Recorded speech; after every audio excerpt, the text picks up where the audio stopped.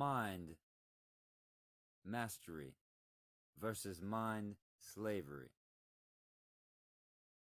But you may say, what do you mean by the mastermind? What is the difference between a mastermind and any other form of mind?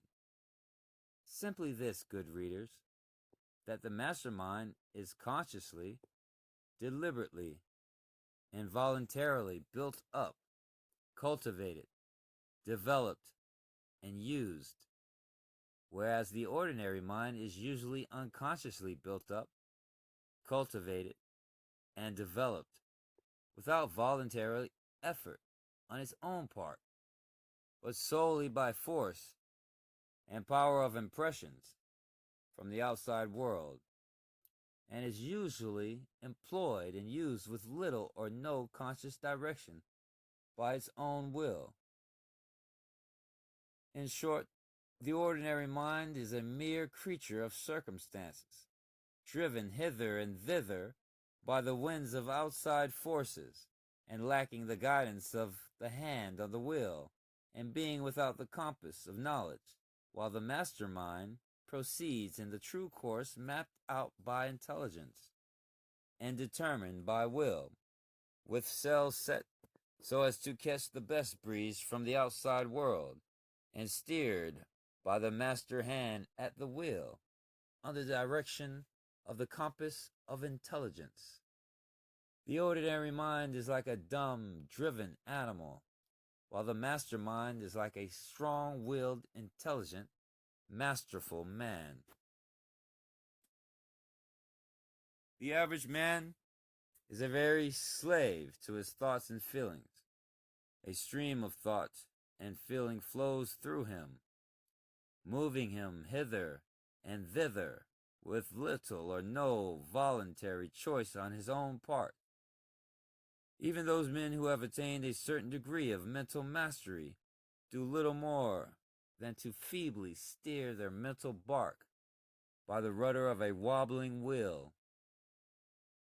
They do not realize that mastery is possible to them. Even a well-known writer has said, "We do not voluntarily create our thinking. It takes place in us. We are more or less passive recipients. We cannot change the nature of a thought, but we can, as it were, guide the ship by a moving of the helm." It would be truer to say that we can deliberately and voluntarily select and choose the particular wind which is to force our mental boat forward, or changing the figure, to choose and select the particular stream of thought and feeling which is to be allowed to flow through the mind, our mind. There are three general conditions of human mentality, viz. 1.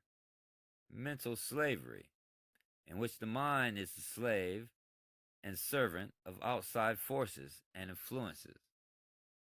2. Partial freedom, in which the mind is largely controlled by outside influences, while at the same time a limited amount of voluntary control and direction has been acquired. And 3. Mental mastery, in which the mental faculties and emotional organism have been brought under control of the will and judgment, and the individual is a master of, and not a slave to, environment and circumstance. The great masses of persons are in the first or above named classes. A comparatively small number have passed into the second class, while a still smaller number have passed into the third class, and have become the masterminds of their time and place. A talented writer has said along these lines, "We moderns are unaccustomed to the mastery over our inner thoughts and feelings. That a man should be a prey to any thought that chances to take possession of his mind is commonly among us assumed as unavoidable. It may be a matter of regret that he should be kept awake all night from anxiety as to the issue of a lawsuit on the morrow, or that he should have the power of determining whether he be kept awake or not, seems an extravagant demand. The image of an impending calamity has no doubt odious but its very odiousness, we say, makes it haunt the mind all the more pertinaciously, and it is useless to expel it.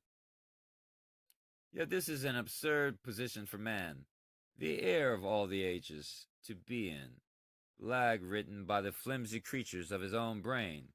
If a pebble in our boot torments us, we expel it. We take off the boot and shake it out, and once the matter is fairly understood, it is just as easy to expel an intruding and obnoxious thought from the mind. About this there ought to be no mistake, no two opinions. The thing is obvious, clear, and unmistakable. It should be as easy to expel an obnoxious thought from the mind as to shake a stone out of your shoe. And until a man can do that, it is just nonsense to talk about his ascendancy over nature and all the rest of it. He is a mere slave, and a prey to the bat-winged phantoms that flit through the corridors of his own brain.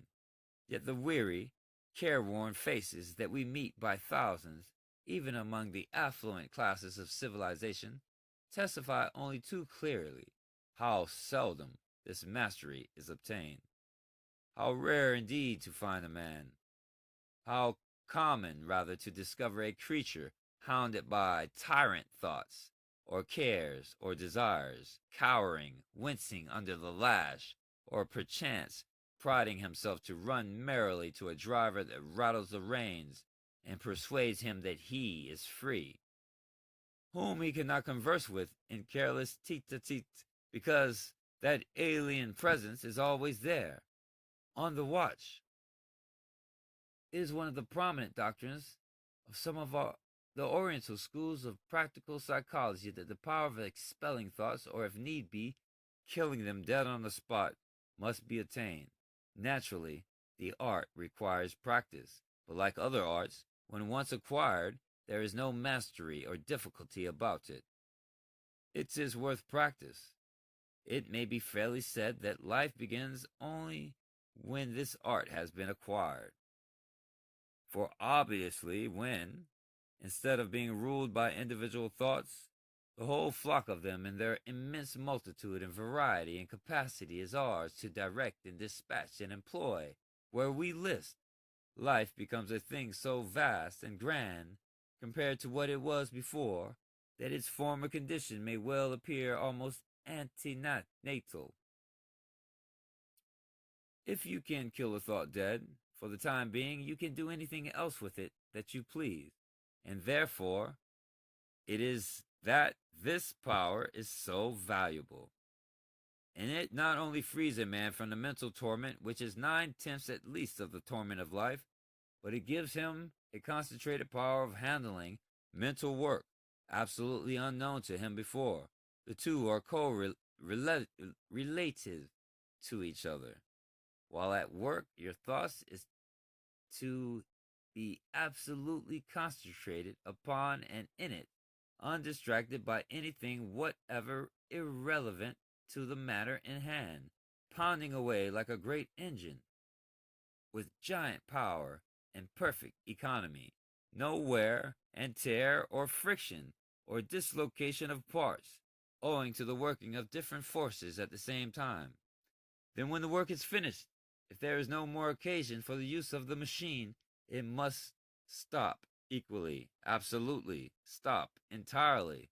No worrying, as if a parcel of boys were allowed to play their devilments with a locomotive as soon as it was in the shed. And the man must retire into that region of his consciousness where his true self dwells. I say that the power of the thought machine is enormously increased by this faculty of letting it alone, on the one hand, and of using it singly with concentration on the other.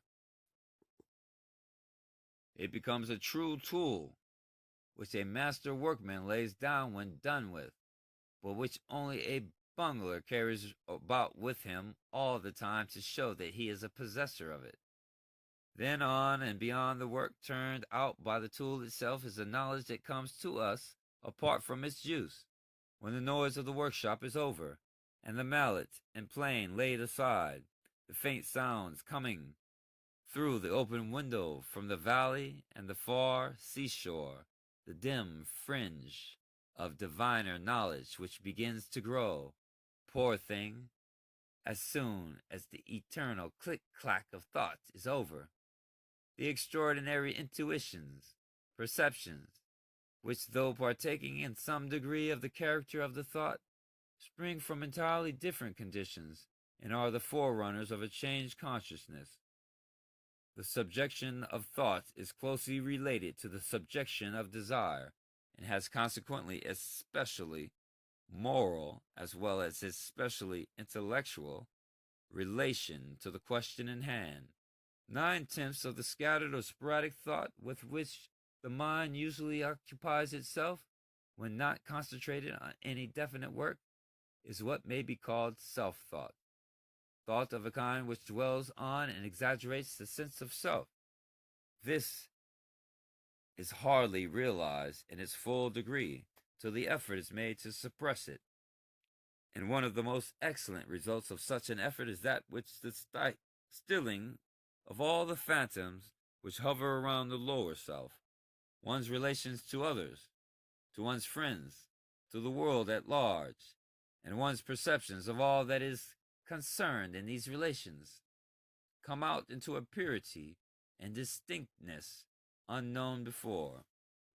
Obviously, when the mind is full of little desires and fears which concern the local self, and is clouded over by the thought images which such desires and fears evoke, it is impossible that it should see and understand the greater facts beyond, and its own relation to them. But with the subsiding of the former, the great vision begins to dawn, and a man never feels alone than when he has ceased to think whether he is alone or not. From the above, the reader may get a general idea of what we mean when we speak of the master mind. But as we proceed with the unfoldment of the general idea upon which this book is based, the reader will catch the spirit of the idea in a way impossible for him now, when the subject has been presented to him merely in its general aspects. There are so many angles of viewpoints, and so many varied applications of the general principle involved, that it is necessary for the careful student of the subject to understand the many details of the presentation before he can expect to catch the spirit of it, at least to the extent of being able to put into actual practice the working method which will be presented for his consideration in this book. But it may be safely stated that anyone of average intelligence, with ordinary study and practice, may master these principles and methods of application to such an extent that he will know for himself, by actual results obtained, that he is no longer a mental slave, but has developed into a mental master. The individual of the mastermind is able to control his powers of attention and concentration, that he will be able to choose and select exactly the kind of thoughts and ideas which he requires in his business of life and effort. Moreover, he will be able to manifest these thoughts and ideas into effective and efficient action and expression, so as to obtain precisely the kind of results desired by him. Moreover, he will be able to govern, select, control, and choose the character and quality of his thoughts and ideas, but also to manifest the same power regarding his emotions and feelings, his tastes and likes. And this last is very important, for, as we shall see presently, most of our thoughts and ideas come to us in response to our feelings, desires, and likes.